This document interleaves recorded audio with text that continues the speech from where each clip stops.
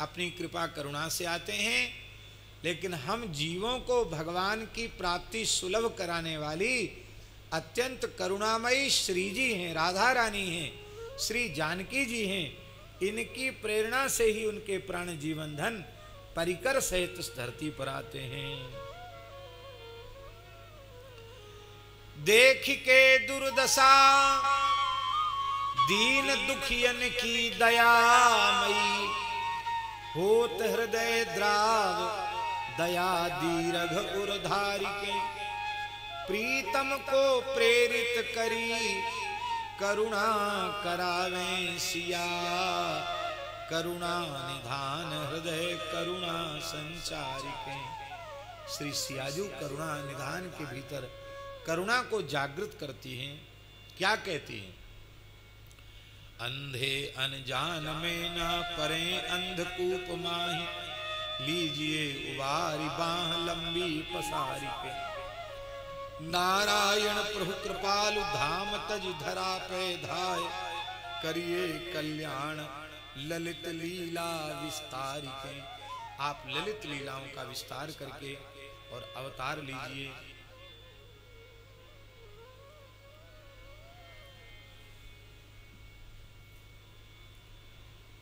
राम जी बोले कि आप बार बार नित्य साकेत से धरती पर अवतार लेने के लिए प्रेरित तो कर रही हो, क्योंकि आप अनंत कोटि ब्रह्मांड जननी हो। वो जननी में अपनी संतान के प्रति वात्सल्य होना स्वाभाविक है, लेकिन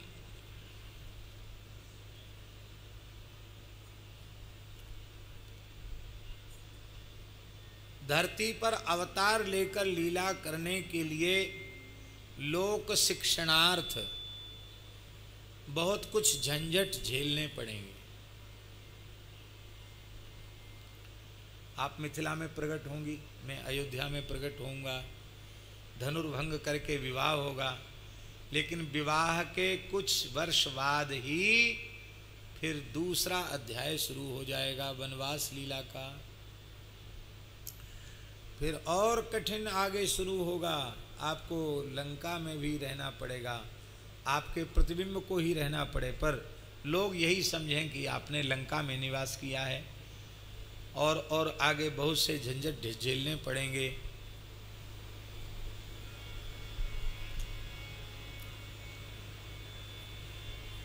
आपको असह्य विरह वेदना सहन करनी पड़ेगी।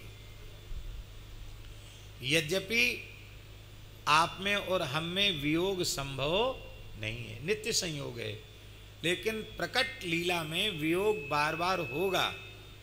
हमें भी वियोग का अनुभव करना पड़ेगा, और हे विदेह राजनंदनी, तुम्हें भी वियोग का अनुभव करना पड़ेगा।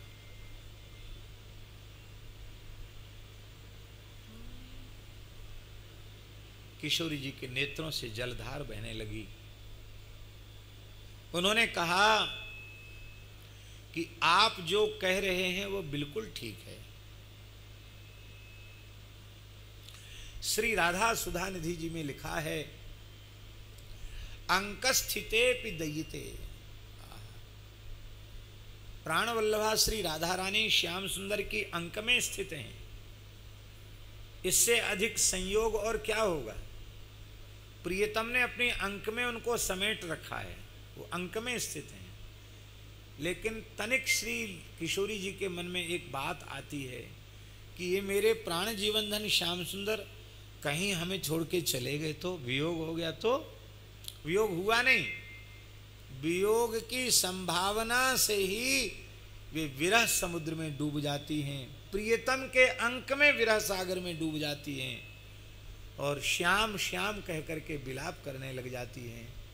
ठाकुर जी कहते रे क्या कहा भयो, मैं तो, आप तो हमारी अंक में हैं, जैसे तैसे धैर्य बंधाते हैं। जहाँ ऐसी प्रीति है, कबहू मिले ही रहत मानो कबहू मिले ना, तुब मुख चंद्र चकोर ये नैना, निस्दिन अरवरात मिलवे को। ऐसी जहाँ युगल की परस्पर की प्रीति है, वहाँ वियोग क्या प्रयोजन है इस नित्य धाम को छोड़कर धरती पर जाना। ठाकुर जी थोड़ा टटोलते हैं किशोरी जी क्या कहना चाहती हैं। किशोरी जी ने कहा कि हे प्रियतम, अपनी संतान के लिए मैं आपके तीव्र विरह को भी सहूंगी,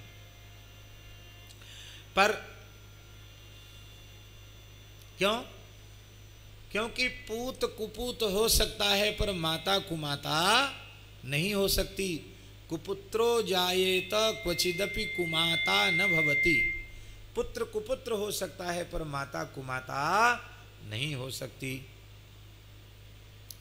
इसलिए आप अवतार लीजिए, क्योंकि आपके अवतार लिए बिना आपकी लीला का विस्तार नहीं होगा, आपके गुणों का प्रकाश नहीं होगा, आपके गुणों का प्रकाश नहीं होगा, आपकी लीला का विस्तार नहीं होगा, तो जीवों का निस्तार कैसे होगा, जीवों का उद्धार कैसे होगा। इसलिए इन अपनी संतानों पर कृपा करने के लिए, इन धरती निवासियों के लिए, अपने नाम रूप लीला का अवलंब देने के लिए, सहारा देने के लिए आपको अवतार लेना चाहिए, आपको अवतार लेना पड़ेगा। राम जी ने कह दिया, हारहू पहाड़ लगे मेरे और आप बीच। हार, ये हारहू पहाड़ लगे मेरे और बीच आप और हमारे बीच में ये हार भी पहाड़ जैसा लगता है कि इसने प्रिया प्रीतम के मिलन में आवरण उत्पन्न क्यों कर दिया। बिहार में श्रृंगार भार काहि कोजू कीजिए, रसिकों की वाणी है। बिहार में श्रृंगार भार काहि कोजू कीजिए। तो जहां माला का व्यवधान भी सहन नहीं होता, वहां बार बार व्यवधान होगा। आप जनकपुर में रहेंगी, जब तक विवाह नहीं होगा तब तक आपको, जब तक हम आपसे न मिलें तब तक हमको व्यवधान तो है ही है, बार बार व्यवधान होगा। जावे नरलोक यदि नरवत बरबधु होहि, मैं तो रहूं अवध आब पिथिला मझारी जू। ब्याह पीछे बनवास हरण परीक्षा अग्नि, निंदा निर्वासन की होएगी तैयारी जू। हमरे अवतरण होए जन को भवतरण, किंतु बिरह ज्वाल जरण आपको असह्य भारी जू। संसार का तो उद्धार होगा, लेकिन आपको और हमको असह्य विरह नल में दग्ध होना पड़ेगा। किशोरी जी ने कहा, दुस्सह कलेश सहु याहूते असह्य नाथ। इससे भी असह्य कोई कलेश होगा तो मैं इसको सहन करूंगी, क्योंकि सुत स्वरूप जीवन को हो ये निस्तार जू।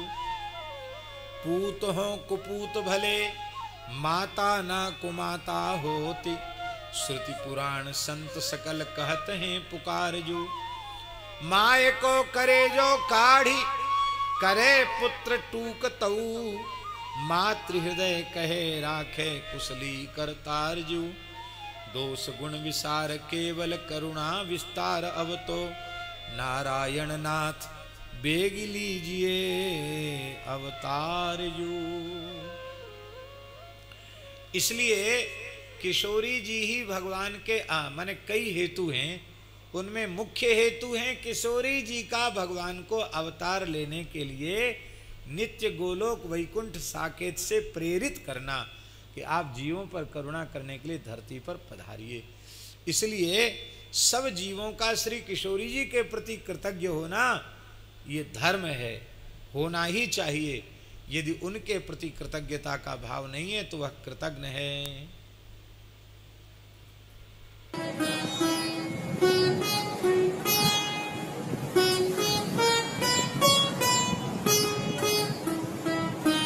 श्री सीताराम प्रतिदिन सत्संग एवं दर्शन के लिए श्री महाराज जी के ऑफिशियल चैनल को जरूर सब्सक्राइब करें।